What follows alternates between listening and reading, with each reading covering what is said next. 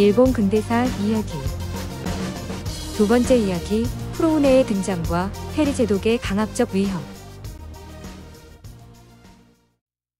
미국인 비들은 처음에 일본의 문호를 여는 데 실패하고 미국으로 돌아갔지만 이때 일본의 상황을 살펴 미국 정부에 보고했습니다. 미국은 비들의 보고를 근거로 하여 제대로 무장한 함대를 편성해 다시 일본에 파견하기로 했으나 전쟁보다는 신선 조약의 형태를 원해 먼저 무력으로 일본을 도발하지 않는다는 내부 방침을 세웠습니다. 1853년 어느 여름날의 이른 새벽, 에도 앞바다의 우라가에 거대한 검은 함선 4척이 출현했습니다. 당시 일본인들은 온통 검은색인 선체에 검은 연기를 뿜어내는 이 거대한 서양 함선을 보고 검은 배, 즉 쿠로우네라고 불렀는데, 쿠로우네는 서양의 선진화된 군사력을 상징했습니다. 당시 이 배에 대해 들어 알고 있는 일본인들도 있었는데 오랫동안 나라의 문을 굳게 닫아 걸었지만 바쿠우가 세상 돌아가는 사정에 전혀 관심이 없거나 무지한 것은 아니었기 때문입니다. 오히려 네덜란드 상관이나 조선통신사를 통해서 국제 정세에 관한 정보를 적극적으로 받아들이고 이를 다루는 기관을 따로 마련할 정도로 정보 수집에 열성적이었습니다. 청나라와 영국 사이에 벌어진 아편 전쟁에서 청나라가 크게 패한 소식도 바로 입수했으며 내부 인사들은 영국이 중국을 굴복시키는데 가장 큰 공을 세운 것이 바로 쿠로우네라는 사실도 이미 알고 있었습니다. 그런 쿠로우네가 이번에는 일본에 나타난 것으로 웅장한 백고동 소리와 함께 모습을 드러낸 거대한 쿠로우네는 한눈에 보기에도 의욕적이었습니다. 당시 바쿠우의 법에 따르면 일본을 찾아온 외국 선박은 공식 사절로 방문했어 일단 나가사키 항구에 정박해서 입국 허가를 기다려야 했습니다. 그러나 중국을 쓰러뜨린 쿠로우네는 바쿠우의 법과 절차를 완전히 무시한 채 에도로 직접 찾아왔고 이에 일본 전역은 마치 전쟁이라도 난 듯 온통 어수선해졌습니다. 수평선 위에 검은 점처럼 보이던 쿠로우네가 점차 에도 앞바다로 가까웠는데 육안으로도 함선의 형태를 확인할 수 있을 만큼 가까워지자 바쿠우는 에도성 전체에 긴급 경계령을 내렸습니다. 쿠로우네가 에도로 찾아왔다는 소식은 빠르게 퍼져나갔는데 에도는 도쿠가와 바쿠우의 근거지이자 일본의 실질적인 수도였습니다.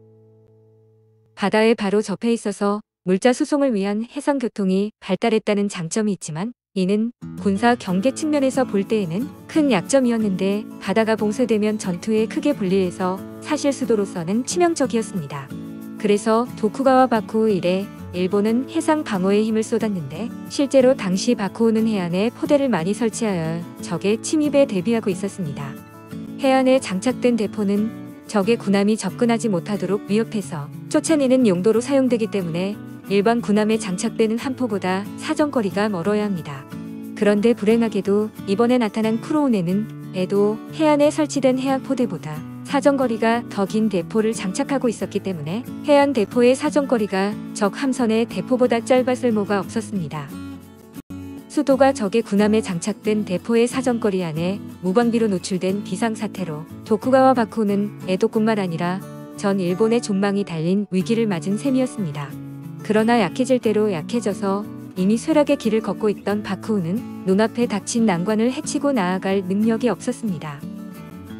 쿠로우네가 나타난 당시에 일본인들 사이에서는 풍랑이 거세게 일어나도록 하늘에 기도하는 것이 크게 유행했다고 합니다. 13세기에 원나라를 세워 중원을 지배한 몽골 쪽이 일본을 침략하려다가 풍랑이 워낙 거세어 결국 포기한 적이 2번 있었는데 이때처럼 하늘의 힘을 빌려 외국 군함이 물러나고 난관을 무사히 넘기기를 바란 것입니다. 당시 젊은 나이에 왕위를 이어받은 고메이 덴노 역시 강한 비바람이 불어 나라를 위기에서 구해달라고 기원하는 기도제를 열이틀 동안 열었으나 불행하게도 이번에는 하늘에서 별다른 답이 없었습니다. 한편 페리 제독은 일본의 강력한 거부 의사에도 아랑곳하지 않고 사절단으로서 갖추어야 할 예의를 무시한 채 검은 군함 4척을 이끌고 우라가에 닻을 내린 뒤 바쿠우의 문호 개방과 화친을 요구했습니다. 미국이 이렇게 오만하게 나오자 바쿠우는 마치 벌집을 들쑤신 듯 내부에서 큰 소동이 벌어졌습니다.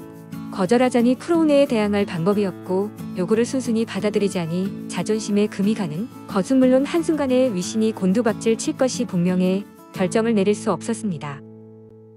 게다가 오랫동안 폐쇄적인 외교 방침을 고수해서 바쿠우는 국제 외교 경험이 거의 없다시피 했기 때문에 이번 일을 앞장서서 해결할 만한 인재가 없었던 것입니다. 나라의 문을 걸어 닫기로 한 건 과거부터 충분히 예상할 수 있는 일이었는데 하필이면 이 중요한 시기에 바쿠우 내 최고 권력자인 쇼군의 자리가 비어 있었습니다. 페리가 찾아오기 전부터 바쿠우의 12대 쇼군인 도쿠가와 이에요시가 중병에 걸려서 옴짝달싹 못하고 있었던 것입니다. 로주인 아베 마사히로가 쇼군의 업무를 대신 수행하기는 했지만 쇼군 대리에 불과한 그가 이런 중대 사안을 독단으로 결정할 수는 없는 노릇이라 난감한 상황이었습니다. 엎친 데 덮친 격으로 얼마 지나지 않아 도쿠가와 이에요시가 세상을 떠나고 아들인 도쿠가와 이에사다가 13대 쇼군 자리를 물려받았지만 몸이 약했던 그는 정무를 제대로 돌보지 못했습니다. 일설에는 그가 뇌성마비를 앓았다고도 전해지는데 결국 13대 쇼군이 취임했어도 바쿠우의 실질적인 권력은 도쿠가와 이에요시의 대리로 정무를 맡아보던 아베 마사히로가 여전히 쥐고 있었습니다. 이런 내부 사정을 핑계로 아베 마사히로는 미국과의 교섭을 차일피일 미루었는데 사실 아베 마사히로는 바쿠우가 고집하는 폐쇄적인 외교 방침의 문제점을 이미 오래전부터 느끼고 있었습니다. 하지만 그가 문호를 개방해서 국력을 키워야 한다는 의견을 내놓자 수많은 다이묘가 거세게 반대하고 나섰습니다. 아베 마사히로는 객관적으로 시류를 읽어내는 정치적 안목은 있지만 안타깝게도 자기 주장을 밀어붙이는 뚝심은 부족한 인물이었는지 거센 반대에 부딪히자 바로 포기했습니다. 바쿠우가 주도적으로 근대화를 추진하려던 기회는 이렇게 날아갔고 줄곧 고수한 폐쇄적인 외교 방침은 개선은커녕 손도 대지 못한 채 그대로 방치되었습니다. 한편 미국은 바쿠우의 내부 사정에는 아랑곳 없이 점점 일본의 문호 개방을 요구했는데 미국의 거대한 증기선과 무기의 위협을 견디지 못한 바쿠우는 끝내 그 요구를 받아들이고 말았습니다. 페리가 도쿠가와 바쿠우에 요구한 내용은 크게 세 가지였는데 미국의 항구를 개항하고 미국 선박이 조난되었을 때 구호에 힘쓰며 정박 중인 미국 선박에 필요한 식량과 연료를 지원하라는 것이었습니다. 이를 약속받은 페리는 더 나아가 바쿠우 측과 전면적인 개방과 관련한 사항들을 논의하기도 했습니다. 페리 제독은 성공적으로 일본의 문호 개방을 이끌어냈으나 실패할 때에 대비하여 차선책까지 미리 준비해둔 주도 면밀한 책략가였습니다. 페리 제독의 쿠로네는 에도에 오기 전에 류큐 지역에 먼저 들렀는데 류큐는 현재 오키나와 지역 일대의 옛 이름입니다. 이 무렵 류큐는 사스마의 반식민지나 마찬가지인 상태였지만 원래 독립적인 왕국이었는데 류큐 지역을 둘러본 페리 제독은 일본과의 교섭에 실패할 경우 이곳에 항구를 확보하기로 점찍었습니다. 그리고 에도에서 바쿠우와 줄다리기하는 중에도 류큐 지역을 확보하는 임무를 동시에 수행했습니다. 애초에 페리 제독이 미국에서 출발할 때 정부로부터 받은 임무는 허경선 등 어업 선박이 정박할 수 있도록 일본의 개항 허가를 받는 것뿐이었습니다. 미국은 일본이 미국의 거부감을 느끼지 않도록 신사적으로 접근하고 불가피한 상황을 제외하고는 무력을 사용하지 말도록 지시했으나 페리는 군인 특유의 승부 근성과 본능적인 감으로 강압적인 방식을 택했습니다. 덕분에 미국은 결과적으로 일본 바쿠우 측의 문호 개방과 관련한 조약 체결 약속까지 받아내는 등 처음에 기대한 목표를 훨씬 뛰어넘는 큰 성과를 올렸습니다. 그러나 페리가 할 수 있는 일은 거기까지라 이후의 진행은 고도의 정치 외교 기술이 필요한 분야라 군인 출신인 페리가 섣불리 결정할 수 있는 일이 아니었습니다. 이런저런 이유로 일본의 문호 개방과 관련된 논의는 더 이상 진행되기 어려워 이드메를 기약하며 크로우네의 출연 사건은 일단 마무리 단계에 들어섰습니다. 그러나 페리는 순순히 돌아가지 않고 마지막으로 쐐기를 받기 위해 에도만 안쪽으로 더 깊이 크로우네를 몰고 들어가서 멋대로 해안을 측량하는 무례를 범했습니다. 바쿠우는 강하게 항의하며 즉시 물러나라고 요구했으나 페리는 내년에 다시 일본을 방문할 때 더 큰 배가 들어올 것이라 준비 차원에서 측량이 필요하다고 대답했습니다.